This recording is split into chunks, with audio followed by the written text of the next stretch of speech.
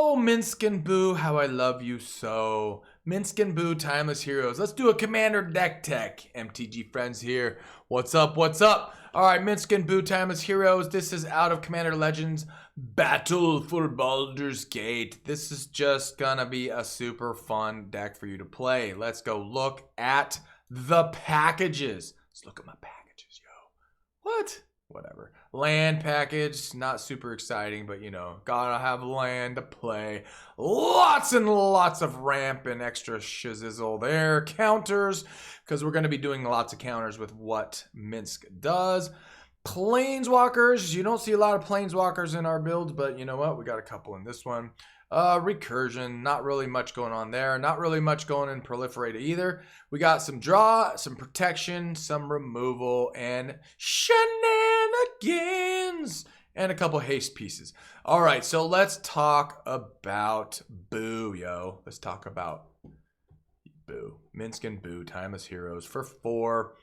Minsc Boo, Timeless Heroes can be your commander, even though it's a Planeswalker. This isn't the first time this has ever happened, so let's just move right on. Whenever Minsc Boo, Timeless Heroes enters the battlefield, and at the beginning of your upkeep, you may create Boo, a legendary 1/1. Oop. There we go. We got people commenting on the channel.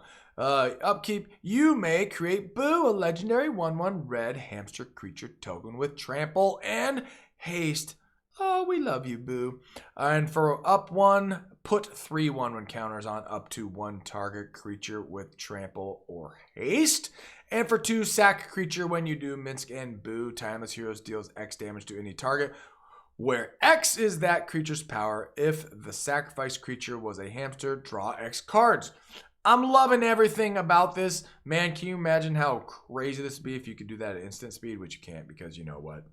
It's a loyalty downtick.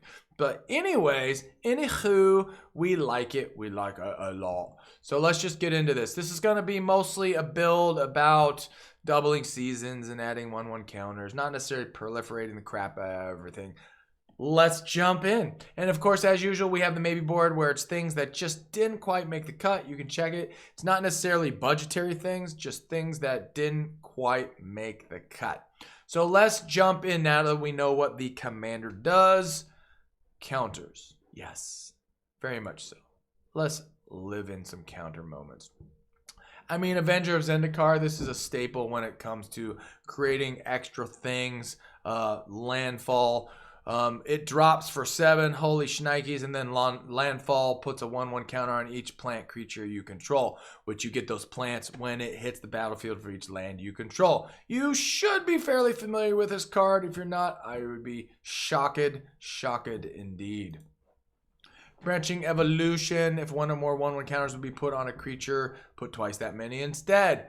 Doubling season effects, double, double, double, doubling season. In fact, the OG doubling of everything. Tokens as well as 1/1 counters. Doubles them up, yo. Forgotten Ancient. This one is actually quite swappable if you have another doubling season type creature that isn't in this build that you'd prefer. Whenever a player casts a spell, you may put a 1/1 counter on Forgotten Ancient. At the beginning of your upkeep, you may move any number of 1/1 counters from Forgotten Ancient onto other creatures. Wow, my brain just went pause there for a moment. This is great, especially if you have doubling season effects out there, because when you move the counters, you double them, etc., etc., etc. Yes, sirree, Bobalicious do. Grumgully the Generous. Each other non-human creature you control enters the battlefield with an additional 1/1 counter on it. You got it. You got it, yo. Helena and Elena Partners. First strike, reach at the beginning of combat. On your turn, put X 1/1 counters on another target creature you control, where X is Helena and Elena's power. That creature gains haste. I love the fact that this gains haste.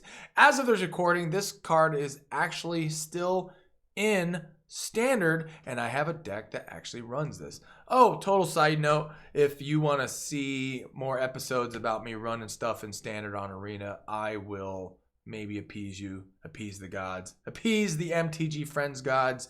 Hardened Scales, if 1 or more 1/1 counter will be put on a creature, doubling. You get the gist here, right? Hydra's Growth, a great enchantment aura to double up your 1/1 counters, doubling season. Then it trips it. It does all sorts of fun stuff. Inscription of Abundance. I really like this because it has versatility to it with the kicker.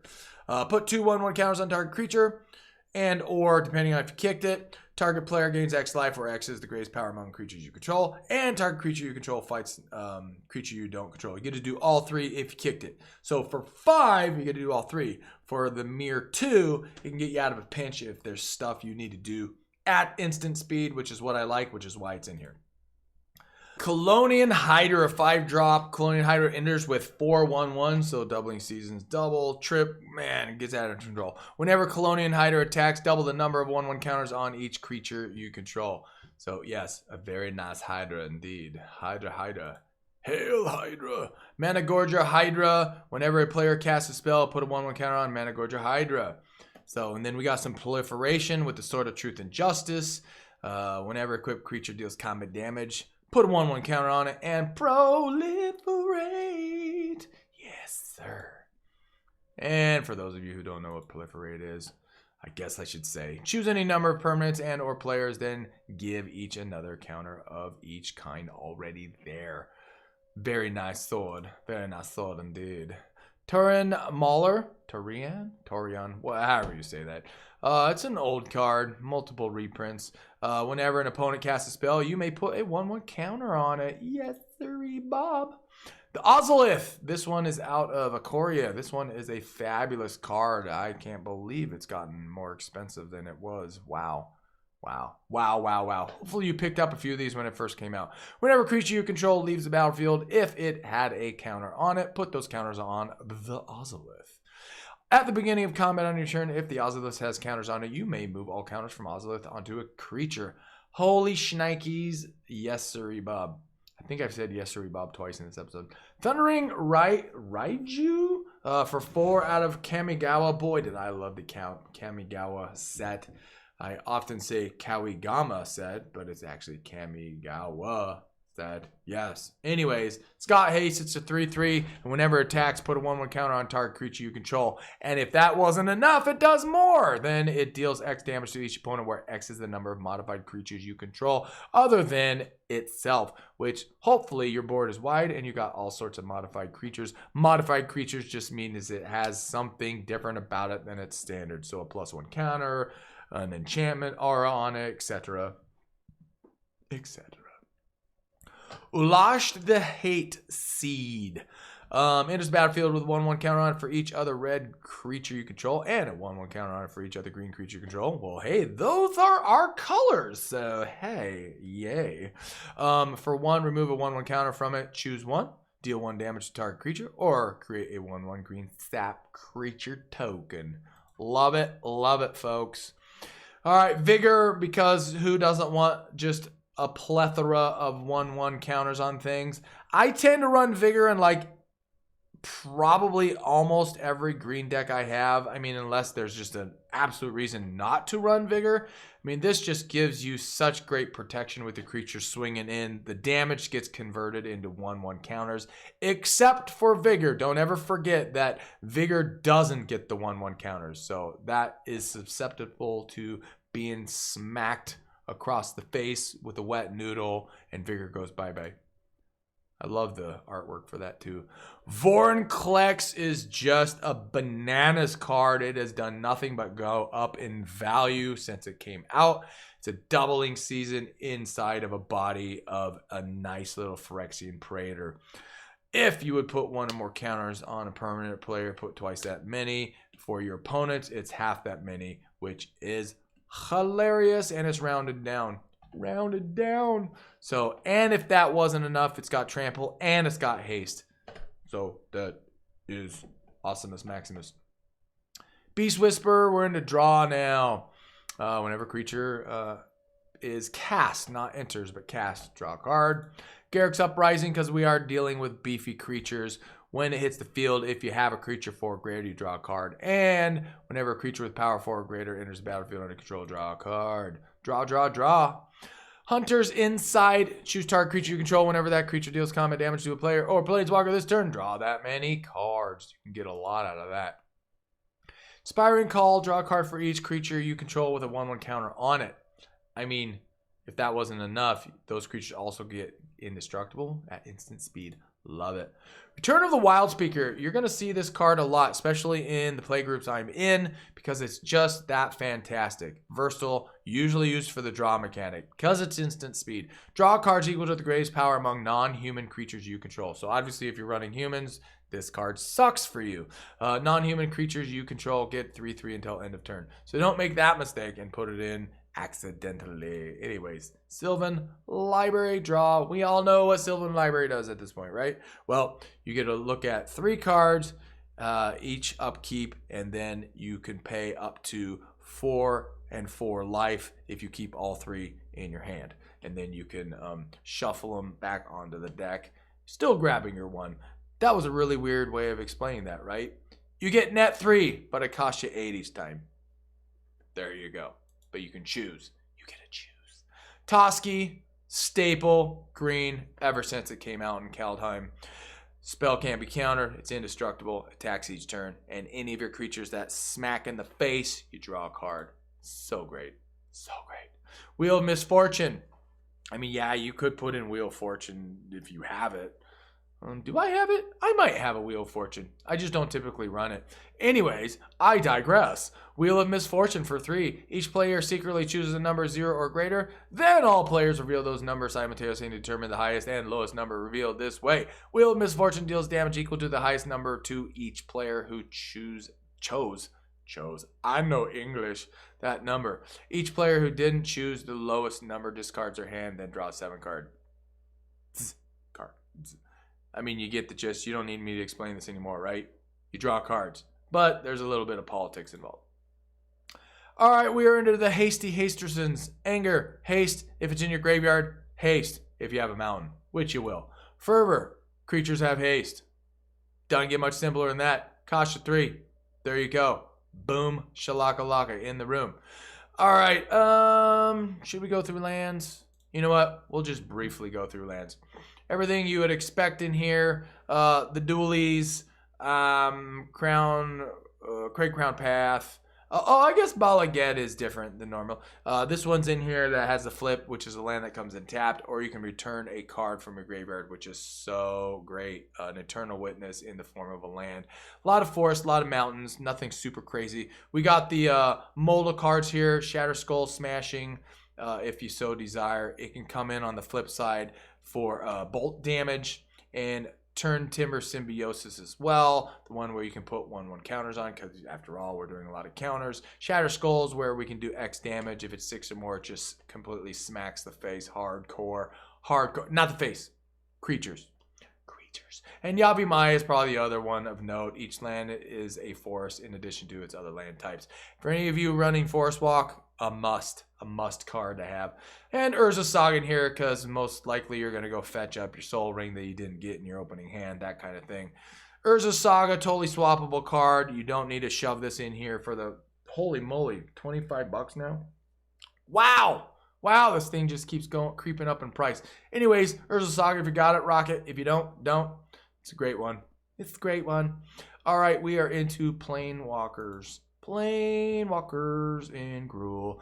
All right, creatures you control get +1/+0, and for uptick of 1, add green or blue. Well, actually, the card says red or... Did I say green or blue? What the hell's wrong with me? Red or green. Creature spells you cast this turn can't be countered. F you, blue players. That's right. -2 target creature you control fights target creature you don't control. Also, very nice spot removal. Xenagos the Reveler for 4. +1, add X mana to in any combination, red or green, where X is the number of creatures you control, which hopefully is wide, which means a lot. And for 0, create a 2/2 red and green satyr creature token with haste. We don't really care about that all that much. And it's ultimate. Exile the top 7 cards of your library. You may put any number of creatures and or land cards from among them on the battlefield. Just a very solid Gruul Planeswalker. Evolution Sage. Whenever land enters the battlefield under your control, proliferate. All right, we're going to blast through the protection, because it's all the stuff you'd expect. Permanents you control gain hexproof and disruption on turn. A very big staple in green. Rhythm of the Wild. This is nice. You're going to see this a lot in Gruul decks. Creature spells you control can't be countered. Yes. Yes. Not always applicable. Non-token creatures you control have Riot. That means you have a choice of either they enter the battlefield with haste, or you can put a 1/1 counter on it. And since we're doing doubling season encounters and all that shenanigans, that could be doubled times 1. Swiftfoot Boost. Boost? Man, I am just slaying the vocabulary today. Swiftfoot Boots. Crypt creature gets hexproof, which means you can target them. They can't. Shroud is the one that's different, that nothing can target it. Costs 1 to equip. We're all agree with that. Vexing Shusher. Spells can't be targeted, and then target spells can't be countered. Yeah, buddy. That's sort of protection. It's basically just against those blue decks. So in a lot of my play groups, there tends to be some counter actions and that kind of stuff. So you could easily swap Vexing Shusher out if you so desire. It's a very solid 2-drop 2/2 to begin with that can't be countered. Ancient Copper Dragon. I mean, because it's new and I just like, ooh, shiny penny, a dragon that does awesome stuff. Whenever Ancient Copper Dragon deals combat damage to a player, roll a d20, you create a number of treasure tokens equal to the result. So if you have doubling season out, this is going to really get out of hand real quick. Totally swappable card, by the way. Totally swappable card. I did not put in any of the other dragons from Battle for Baldur's Gate. This one is the most sauciest for this kind of a build. Arcane Signet, we know what that does. Cultivate, we know what that does, right? Yes. Just the typical ramp stuff you're going to expect. Dockside Extortionist, when it ETBs, you get X treasure tokens based off of the number of opponents' enchantments and artifacts, which is typically going to fetch you a few. All right, ramp. Mana dork. Yeah. Goblin Anarchomancer. It makes all of our red or green spells cost 1 less. We like it. Oh, I fibbed. No, I didn't fib. Goldspan Dragon. This one creates treasure tokens. We love it. We love Goldspan Dragon, and is in standard as of this recording. Flying Haste, when it attacks, you get a treasure, and then your treasures crack for 2 instead of 1 as long as Goldspan Dragon is on the battlefield. That is a very important factor. Otherwise, they just crack for the normal amount. And if it gets targeted, you also create another treasure. The Signet in our color. Gyre Sage, add green for each 1/1 counter on Gyre Sage. I mean, yeah, and it evolves as well. Whenever a creature enters the battlefield under your control, if that creature has greater power or toughness than this creature, which is going to be likely, then it gets a 1/1 counter on it. I mean, it's nice. Old Gnawbone! Hope you picked up a few of these when they were sub $20, which I think was only when they first came out. Anyways, when any of your creatures does damage, then you get that many treasure tokens. This thing is bananas. Oddly enough, I hope they don't reprint this anytime soon because I just think it's awesome and I actually have a promo version, so I want to see that thing go up in price. Yeah. Regavan, totally swappable card. You could totally swap this out. No need to run this if you don't have it. When deals combat damage to a player, create a treasure token and exile the top card of the player's library until the end of turn. You may cast that card. I think the latter part of that is why this thing is so damn expensive. Plus it has dash, which is also awesome, which just means that it hits the battlefield and then at the end of turn you bring it back to your hand. Yeah, buddy. Sky Shroud Claim. This is the 4-drop that allows you to put 2 forest cards, which can mean the dual ones, into the battlefield untapped. That's why this card's good. Soul Ring, yeah. And then the Talisman in our colors. And are we done with the ramp? This is also a draw mechanic. The Great Henge, because we got some big dogs that are going to be hitting the battlefield, and we can go wide pretty quickly. Whenever a non-token creature enters the battlefield under your control, put a 1/1 counter on it and draw a card. The draw card. This thing has everything. You gain life when you tap for 2. Costs less based off of the largeness of your creature. And yeah, at this point, hopefully you know what the Great Henge is. and why it's so awesome. If you don't know why it's awesome, you can put it in the comments and I will tell you. Eternal Witness. Go grab a card out of the graveyard when it ETBs. Enters the battlefield. All right, some removal, yo. Destroy target permanent. Its controller creates a 3/3 green beast creature token. I mean, 9 times out of 10, you're going to see a green deck playing Beast Within. And if you're playing against 2 people with green decks, you're going to see 2 Beast Within. I mean, it's just going to happen. Another staple for red, Blasphemous Act. Costs 1 less for each creature on the battlefield. Deals 13 across the board. Only doesn't handle things that have indestructible. So just keep that in mind. Every once in a while, I'll forget that and be like, ah, crap, that thing was indestructible. Decimate. Destroy target artifact, target creature, target enchantment, and target land. I mean, for 4, we'll take it. We'll take it. Force of Vigor. If your commander's... no, this isn't the commander one. If it's not your turn, you may exile a green card from your hand rather than pay this spell's mana cost. Destroy up to 2 target artifacts and or enchantments. Even if you're hard casting, this is still a great, great card. All right, Reclamation Sage, ETBs with destroy artifact or enchantment. We like it. All right, so you could easily not run this shenanigans card, but most likely this is not going to hurt us at all because we're running a lot of basics that are force, and if we're running a non-basic that's mountain-esque, this is still going to help us. This is such an a-hole card. I love it. We're running it. Blood Moon, non-basic lands or mountains. Ha-ha! Hee-hee-ha-ha. Which, yeah, it is what it is. Dragon Lord Atarka, because it's in our colors. It does cost 7. You could swap it out. Whenever Dragon Lord Atarka enters the battlefield, it deals 5 damage divided as you choose among any number of target creatures and or planeswalkers your opponents control. And if that weren't enough, it is an 8/8 flying trample, which hopefully we also have haste on the field, which means we're smacking some bitches. Yes, sirree. No Bob this time. All right, Galta Primal Hunger for 12, costs X less for total amount of power of creatures you control, and it's got trample. This thing is badassery right here, folks. Yeah, I thought it was reprinted a couple times. It was. Such a great, great, hilarious card. All right, Magus of the Moon. This is a blood moon in the form of a dude. The dude. I'm the dude. All right, Mirror Box. Legendary rule doesn't apply, y'all. Each legendary creature you control gets +1/+1. Each non-token creature you control gets +1/+1 for each other creature you control with the same name as that creature. All right, you got it? You got it? Right on, right on, right on. And this is mainly because we got Boo going, yo. Boo, boo, boo, boo. Omnath, Locus of Rage, just a good Gruul card. You can swap it out if you're feeling spiciness elsewhere. Landfall, whenever land enters the battlefield under your control, put a 5/5 red and green elemental creature token on the battlefield. It's kind of like running Avenger, you know.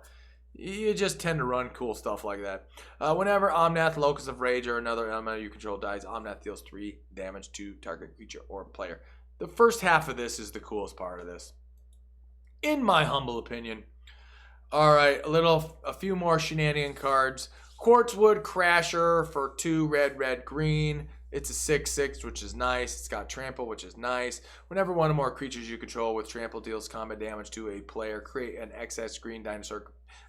Do I need to continue this one? I suppose I should. Beast creature token with trample, where X is the amount of damage those creatures dealt to that player. We got big beefy creatures. This is a big beefy creature. This creates big beefy creatures. Need I say more? No. Xanagos, God of Revels, because we got beefy stuff going on. It's a 5-drop, 6/5 indestructible with devotion 7 or less, so it becomes a creature at 7. At the beginning of combat on your turn, another target creature you control gains haste and gets +X/+ until end of turn, where X is that creature's power. Microphone drop on that one, right? Right. Aki, maybe board.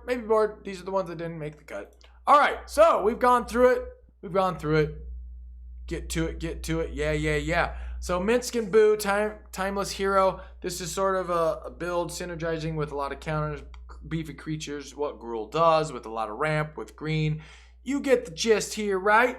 We got a bunch of swappable stuff over here that you could swap out if you're feeling, you know, kiki-jiki combos, or if you want different things like, I don't know, more counter stuff, and you get the gist, right?